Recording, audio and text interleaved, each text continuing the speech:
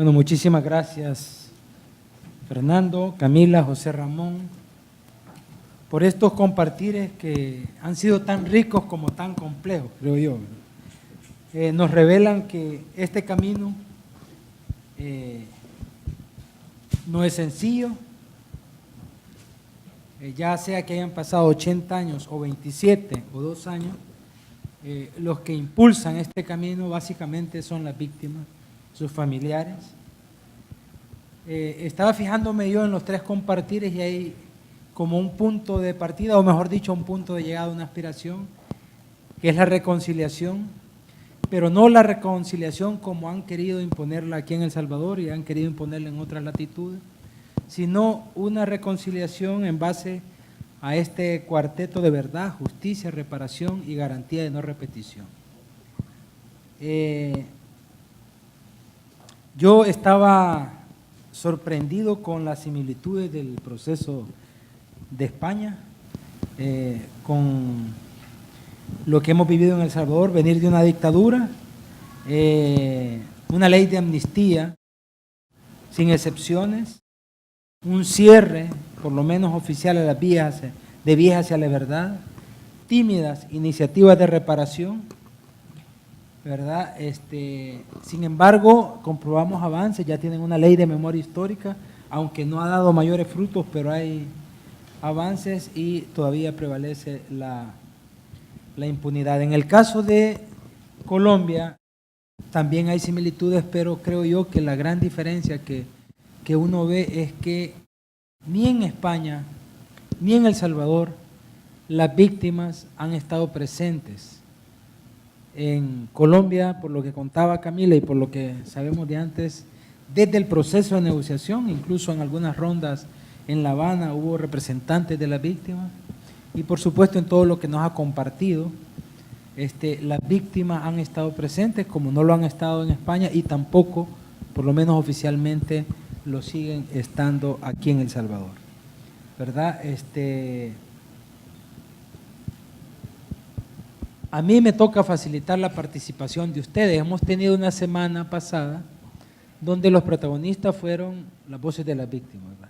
Y hoy, si ustedes se fijan, siguen siendo las víctimas las protagonistas, pero en este compartir de experiencias, ¿verdad? De Colombia, de España y en base a los 11 años que tiene el Tribunal Internacional para la aplicación de la justicia restaurativa en El Salvador, quisiera escucharlos a ustedes. En base a lo que hemos oído de lo que ha vivido España en todos estos años, en estas etapas que nos compartió Fernando, del silencio que también lo hemos vivido aquí, ¿verdad? O de este resurgir desde abajo, ese es un punto común, o lo que está viviendo Colombia en 2 años, todo lo que ha avanzado. Yo me imagino que cuando dice que copiaron lo bueno de El Salvador, no copiaron, aprendieron de lo positivo y de lo negativo es precisamente el incorporar a las víctimas en esto, es algo que no se hizo en El Salvador. En base a lo que hemos escuchado, es posible la reconciliación como la estamos entendiendo aquí en El Salvador. Es posible desentrañar aquí la cuadratura del círculo que nos planteaba Camila. ¿Cómo hacer realidad el derecho de las víctimas, de sus familiares? ¿Cómo hacer justicia? ¿Cómo hacer que se reconozca la verdad? Que se dignifique, a mí esa palabra me gusta, que para mí engloba la reparación. ¿Cómo lograr la garantía de no repetición? Incorporando también a este proceso a los victimarios, de uno o de otro lado. ¿Cómo avanzar en este país en la lucha que, si contamos desde el 92, que empezó la lucha decidida y que nunca se ha detenido precisamente por las organizaciones de víctimas, por organizaciones de derechos humanos, por ProBúsqueda, por los que están aquí presentes? ¿Cómo hacer para que la reconciliación desde la verdad, desde la justicia, desde la dignificación y desde las garantías de no repetición sea posible en El Salvador. Quizá tomamos elementos de Colombia, de España y de lo que ha compartido José Ramón. Yo les pediría, por favor, que tratemos de ser lo más conciso posible. La idea es aportar, porque el fin es lograr, como decía José Ramón, la reconciliación. Pero una reconciliación entendida de la manera que ya dijimos. Si alguien quiere compartir o reaccionar, Rolando, aquí, vamos a dar, si quieren, 3 o 4 participaciones, reaccionan nuestros panelistas y luego volvemos a dar otra ronda. Tenemos otro allá, otros 2 compañeros. Bueno, buenas tardes. Yo formo parte de una de las asociaciones de víctimas y sobrevivientes en el conflicto armado. Hay más organizaciones y hay víctimas ahí de masacres, hay víctimas de desaparecimientos. En el caso nuestro, que somos víctimas por la aplicación de tortura y la cárcel. Y les quiero pedir, y me siento mal que les estoy dando la espalda. Sopórtenme 5 minutitos, pero es la posición de las víctimas, ¿va? Y si tanto se habla de que las víctimas, pues yo les pido, sopórtenme esto. Hay 3 conceptos ahí que son pesados: reconciliación, memoria histórica y la cultura de paz. Y cuando digo eso es porque hay demasiado dolor ahí alrededor de eso. Bueno, a ver, hago un intento. Sin memoria histórica, difícilmente uno puede aspirar a reconciliación. Sin reconciliación es casi imposible o es inviable hablar de cultura de paz. Desarrollo esto rápido. Sin memoria histórica, o sea, si las víctimas no tenemos chance de hablar y de contar la verdad nuestra, ¿quién la va a contar? ¿El Estado? ¿Y el victimario? No. De ahí que es importante que se divulguen bien las causas y efectos de tanto crimen cometido a lo largo de más de 2 décadas. Luego, se necesita crear y concretar mecanismos permanentes que visibilicen todos estos hechos. En otros países hay espacios como los antiguos campos donde los nazis asesinaron a millones de gente. Ahora son museos donde alguien entra y cuando sale conoce, digamos, en esencia qué es lo que hubo ahí. O en África del Sur, un museo del apartheid, que mediante un mecanismo muy interesante, alguien entra y cuando sale conoce qué era eso. En El Salvador yo no conozco que haya. Hay intentos, hay exposiciones que duran 1 mes, 1 año, el museo tuvo unas el año anterior, pero díganme dónde puede ir uno. No hay. En El Salvador no hay. Luego, reconciliación. Bueno, dicen que esto significa recuperar o restablecer la concordia y la amistad, como que si fuimos amigos antes, el victimario y nosotros. Pero bueno, se necesita antes que otra cosa un fuerte compromiso del Estado para hacer eso. Si el Estado no quiere, no va a caminar esto de la reconciliación. Era uno de los 4 objetivos de la negociación y no se ha alcanzado hasta la fecha. Se necesita aplicación de justicia, aunque sea la que todo el mundo conocemos más, que es la que llaman retributiva, ¿verdad? que alguien va preso y como que si la solución fuera eso, digamos. Luego, se necesitan los mecanismos de justicia restaurativa. Y aquí quiero, digamos, recuperar lo de esta experiencia de los 11 años que con la UCA y el IDUCA, y lo que en aquel entonces éramos red de víctimas, participamos y lo conocemos. Y les voy a decir, claro, como una víctima, yo sí puedo decir y hablar de que cuando di el testimonio, como lo han dado muchos, ¿verdad? Eso restaura, ¿verdad? Pero se nos queda corto, claro, en 2 días, 3, que eso dura durante 11 años, cuesta, digamos, hacer o evidenciar los 75,000 muertos o los 80,000 muertos y 10,000 desaparecidos y todo ese drama. Pero es un mecanismo.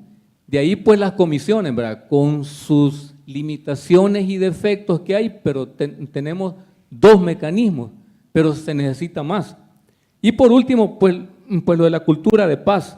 Bueno, se me quedaba que el que debe involucrarse más en la reparación es el Estado, porque es el Estado el que hizo daño hace 30, 40 años. Es el obligado. Sobre la cultura de paz, pues sí, pudiera ser que si el Estado igualmente diseña junto con la participación de las víctimas de algo nuevo, podemos ir educando nuevas generaciones en el concepto ese, pero sin las otras 2 cosas previas es imposible. Y fundamentar el Estado en la justicia, en la equidad y la memoria histórica. Si no hacemos eso, no hay un mecanismo que nos diga que no vuelve a suceder eso. Entonces, quería medio dejar claro, hay más elementos pues, pero por el tiempo quería dejar claro eso en representación de algunas de las víctimas que están acá y de los que no están acá. Muchas gracias. Muchas gracias, Rolando. Ahí pidió la palabra aquí el señor y luego allá. Sí, buenos días. Sí, yo algo le preguntaba ahí a Camila, ¿verdad?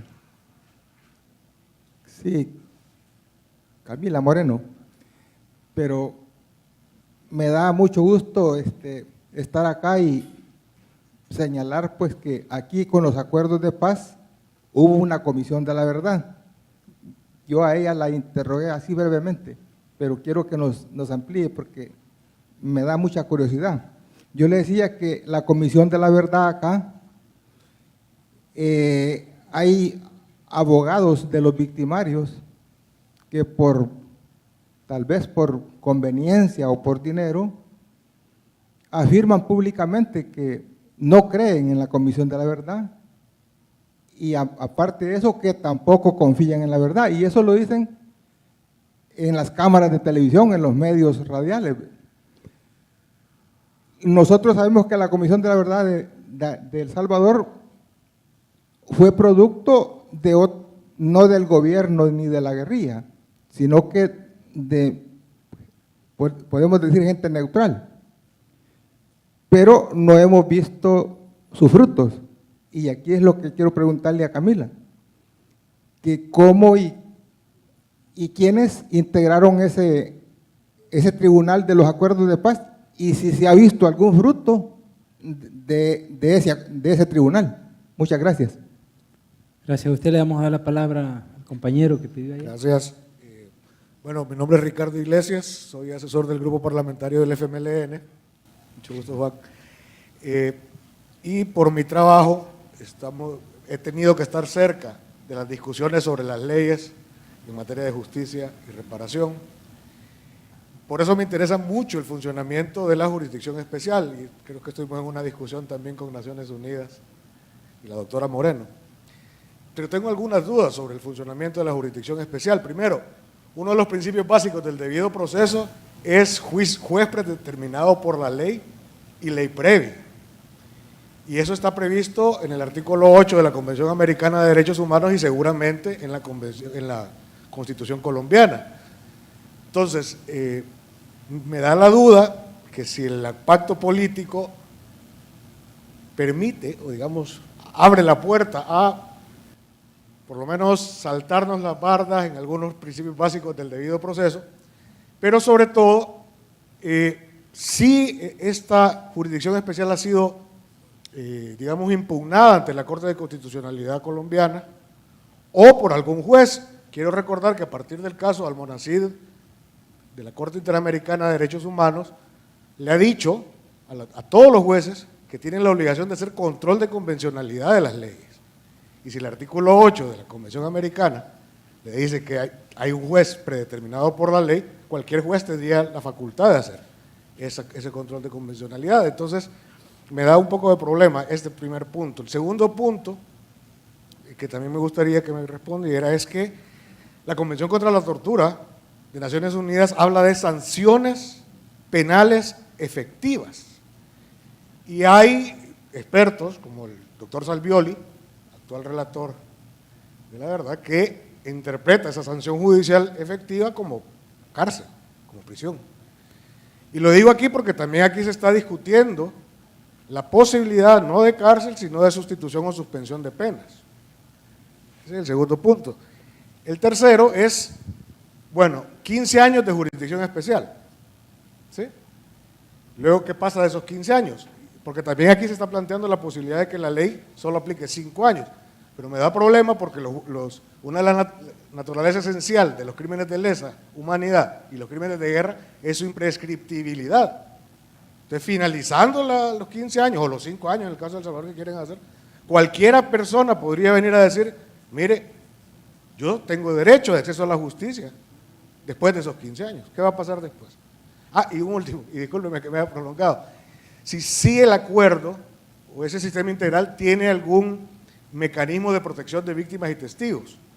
Porque, bueno, aquí hay un sistema de protección de víctimas y testigos muy exiguo que casi no funciona, funciona con limitaciones, y no se ha previsto eso. Y sé que la posibilidad de prisión para algunos victimarios puede generar o desatar violencia contra víctimas y testigos. Entonces, si Colombia ha tomado algunas medidas en ese sentido. Muchas gracias, Ricardo. Una última participación en este bloque. Hay demanda para Colombia por la cercanía geográfica y espacial también, y también si hay algún comentario para lo que decía Rolando a nombre de las víctimas. Doctora. Perdón. Bueno, muchas gracias. Empiezo con las preguntas de Ricardo, ¿no? Es tu nombre. Que además tengo que decir que me parecen fascinantes porque esas fueron las mismas preguntas, entre muchas otras, que se formularon durante la negociación de La Habana.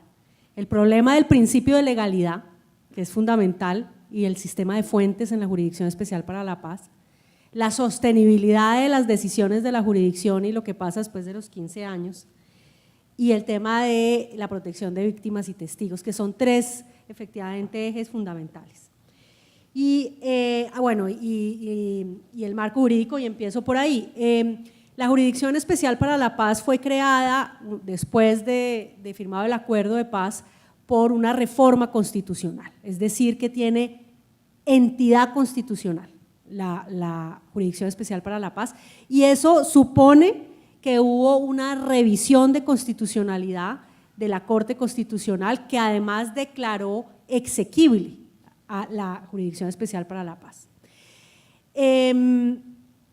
Obviamente en Colombia había antecedentes en nuestra Constitución que tenían que ver con mecanismos de justicia transicional. Digamos, nosotros en Colombia la justicia transicional no se inaugura con el acuerdo de paz con las FARC, sino que teníamos antecedentes previos como la Ley de Justicia y Paz, que fue la ley que se acordó cuando el proceso de paz con los paramilitares, y otros instrumentos como el Marco Jurídico para la Paz, que fue incluso es un antecedente importante del Acuerdo de La Habana.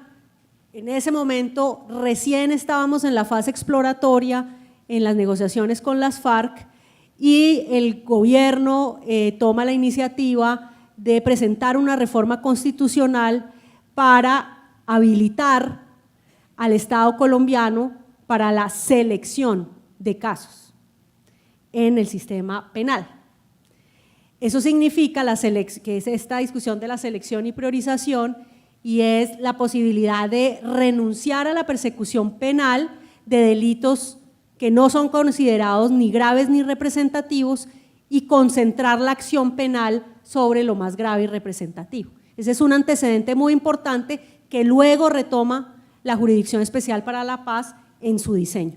Entonces, lo primero que tengo que decir es que existe constitucionalmente la Jurisdicción Especial para la Paz, es más, el sistema integral fue creado por reforma constitucional y fue avalado por la Corte Constitucional. Después de esa reforma constitucional viene una ley estatutaria que todavía está en debate, ya fue avalada por la Corte Constitucional y corregida en algunos puntos, pero está todavía pendiente de sanción presidencial, y el presidente hace más o menos un mes presentó unas objeciones a la ley, que son más objeciones de carácter político que objeciones realmente jurídicas, porque además pues tengo que mencionar que estamos en año electoral, entonces todos los debates en Colombia hoy están atravesados por el debate electoral. Y una ley de procedimiento que establece los procedimientos de la Jurisdicción Especial para la Paz, que también fue declarada constitucional. Entonces hoy lo que tenemos es constitucional. Ahí hay dos elementos que son claves y que fueron, como les decía, materia de un hondo debate en su momento. Uno, el principio de legalidad, efectivamente. ¿Cómo resolver la creación de un nuevo juez natural para quienes fueran a comparecer a la Jurisdicción Especial para la Paz? La Corte Constitucional al respecto, ¿qué dijo cuando hizo la revisión? Dijo, sí es factible la creación de un nuevo tribunal. Si no fuera así, por ejemplo, la Corte Penal Internacional no sería factible, porque es un tribunal posterior, creado después de la comisión de los hechos, en los casos pues, que conoce la Corte Penal Internacional. Y en el caso de Colombia, lo que se dice es, el asunto no es el organismo que va a juzgar a los responsables, sino es con qué sistema de fuentes se va a juzgar a los responsables.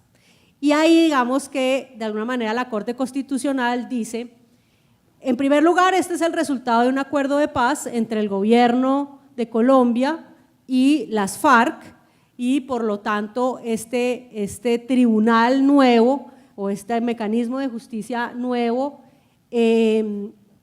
tiene un fuero de atracción sobre todos los delitos cometidos durante y con ocasión del conflicto por parte de las FARC y la fuerza pública que estuvieron en la negociación de manera obligatoria, porque están honrando su compromiso en virtud del acuerdo de paz, y de manera voluntaria para otros actores del conflicto que no hicieron parte del acuerdo de paz, pero que tuvieron participación en el conflicto, como lo que nosotros hemos llamado en Colombia los terceros civiles, que son agentes civiles del Estado, financiadores, etcétera, que solamente renuncian a su juez natural voluntariamente para acogerse a la Jurisdicción Especial para la Paz, que es lo que define la competencia personal de la Jurisdicción Especial para la Paz.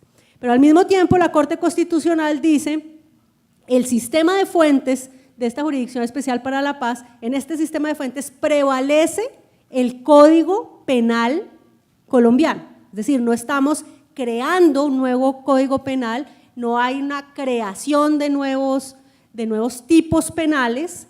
Sin embargo, dice la reforma constitucional, además del Código Penal, los magistrados del tribunal podrán acudir a otras fuentes de derecho que hacen parte de lo que en Colombia llamamos el bloque de constitucionalidad, que son, que es el derecho internacional humanitario, el derecho internacional de los derechos humanos y el Estatuto de Roma. Entonces, vía la Constitución y el bloque de constitucionalidad, el tribunal puede también recurrir a esas fuentes de derecho, pero principalmente al Código Penal. Entonces, digamos que ahí la Corte Constitucional resuelve el problema de principio de legalidad. Uno de los principios de la Jurisdicción Especial para la Paz es el debido proceso. Aquí estamos hablando de juicios genuinos, con participación de las víctimas, con debido proceso, con una ley de procedimientos que empezó a funcionar previamente o que entró en vigencia previo al inicio del funcionamiento de la Jurisdicción Especial para la Paz. En todos los procesos, bien sea en la ruta de reconocimiento de responsabilidad como en la ruta adversarial, se mantiene, por supuesto, el principio del debido proceso. Todas las personas, todos los participantes en el proceso, los intervinientes en el proceso, tienen derecho a la participación con debido proceso. En cuanto a las sanciones efectivas, efectivamente, claramente ha habido un debate que aún sigue, que nuevamente es un debate hoy por hoy en Colombia más político que jurídico.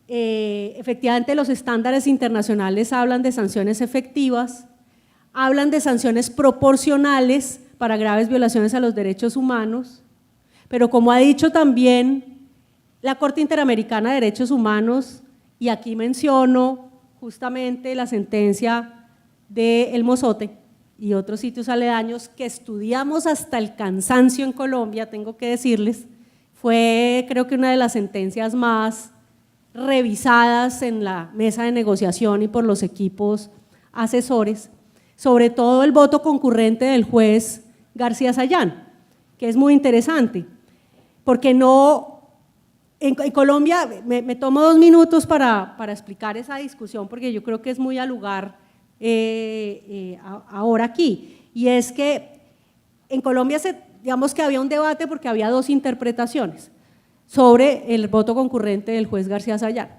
Entonces, por un lado, había quienes querían interpretar el voto del juez García Sayán en el sentido de que, como en el voto concurrente dice, efectivamente hay que cumplir el estándar que tiene el Estado de investigar, juzgar y sancionar las graves violaciones a los derechos humanos y por lo tanto no puede haber amnistía para ese tipo de delitos, pero a renglón seguido dice, pero ojo, porque en contextos de procesos de paz hay que buscar hacer compatibles el valor de la justicia y el valor de la paz.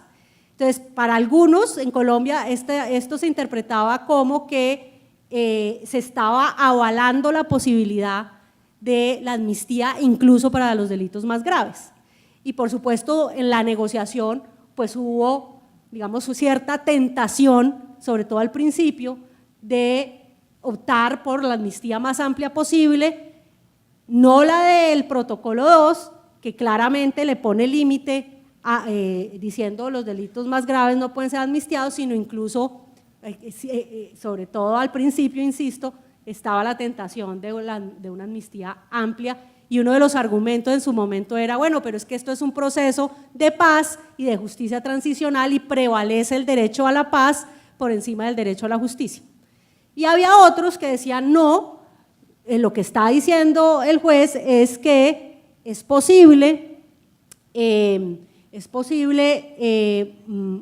hacer compatibles el derecho a la paz y el derecho a la justicia siempre y cuando se mantenga el límite que se establece para las amnistías y se garantice la obligación del Estado de investigar, juzgar y sancionar.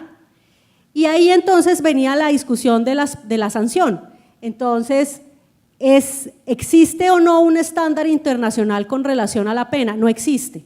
No existe un estándar internacional que diga cómo tiene que ser la sanción. Lo que dice es, la sanción tiene que ser efectiva. Y eso lo ha reiterado la Fiscalía de la Corte Penal Internacional a propósito del caso colombiano en varias oportunidades.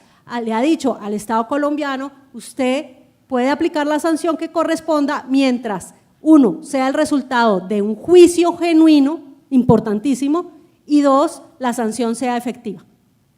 O sea, un remedio de justicia no podría llevar a una sanción, por ejemplo, restaurativa, porque claramente no se estaría cumpliendo con el principio del objetivo de la justicia. Entonces, digamos que ahí se resuelve y la Corte Constitucional retoma el argumento de la Fiscalía de la Corte Penal Internacional y reitera que la sanción propia o sanción restaurativa es válida bajo esa condición y sobre todo garantizando su efectividad, y por eso entonces se crea el mecanismo de vigilancia y monitoreo de las sanciones. ¿Qué pasa después de los 15 años? El acuerdo y la Constitución prevé la creación de una sección de estabilidad, porque efectivamente puede pasar que en los 15 años pues no se alcance a procesar todo, o que quede algo pendiente, o que en algún momento pues algo pase con las decisiones de la JEP. Entonces habrá una sección de estabilidad que va a permanecer y que garantizará la sostenibilidad de las decisiones de la JEP y garantizará también que se pueda pues garantizar la justicia a futuro.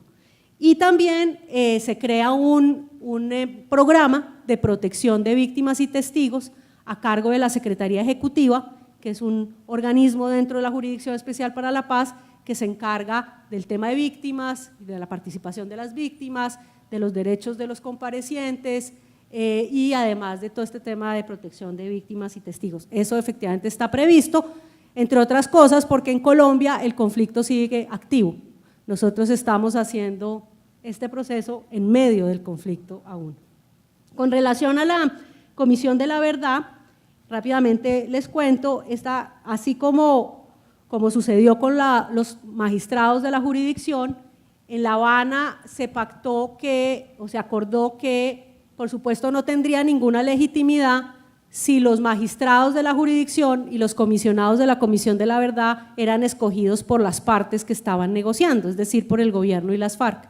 Entonces deciden crear un comité de escogencia, se llamó independiente, conformado por organismos nacionales e internacionales, a quienes se le delegó la tarea de escoger a los magistrados y a los comisionados, para garantizar la mayor independencia posible de la mesa. Esto no significa, efectivamente ese comité hizo la tarea, el Centro Internacional para la Justicia Transicional, la organización en la que yo trabajo, hizo parte de ese comité de escogencia. Se trató de hacer el trabajo de la manera más rigurosa y seria posible en el tiempo que había, pero eso no significa que, pues que no haya también críticas a la composición de la Comisión de la Verdad y de la jurisdicción, nuevamente no con bases fundadas, digamos, en elementos fácticos que permitan de establecer que ahí hubo corrupción o que no fue un ejercicio riguroso, sino más por motivaciones de carácter político. Hoy los sectores que están en contra del acuerdo de paz señalan a la Comisión de la Verdad de ser una comisión pro-FARC o de izquierda, y ese mismo tipo de acusaciones se hacen también de algunos de los magistrados, infundadas por supuesto. Pero nuevamente pues estamos heredando la falta de consenso sobre el acuerdo de paz y estamos heredando pues que sectores de la sociedad claramente están en contra del proceso de paz y de todo lo que de él se derive, incluida la jurisdicción y la Comisión de la Verdad. Muchas gracias, Camila. Uno de los negociadores de los acuerdos de paz en El Salvador por parte del gobierno, un militar, el general Vargas, explicaba con estas palabras, esta disyuntiva, decía, estamos ante dos caminos, la justicia y la paz. Teníamos que optar por la justicia o optar por la paz. Lo dijo en un canal de televisión y dijo, optamos por la paz, dijo, ¿verdad? Y entonces vino la impunidad.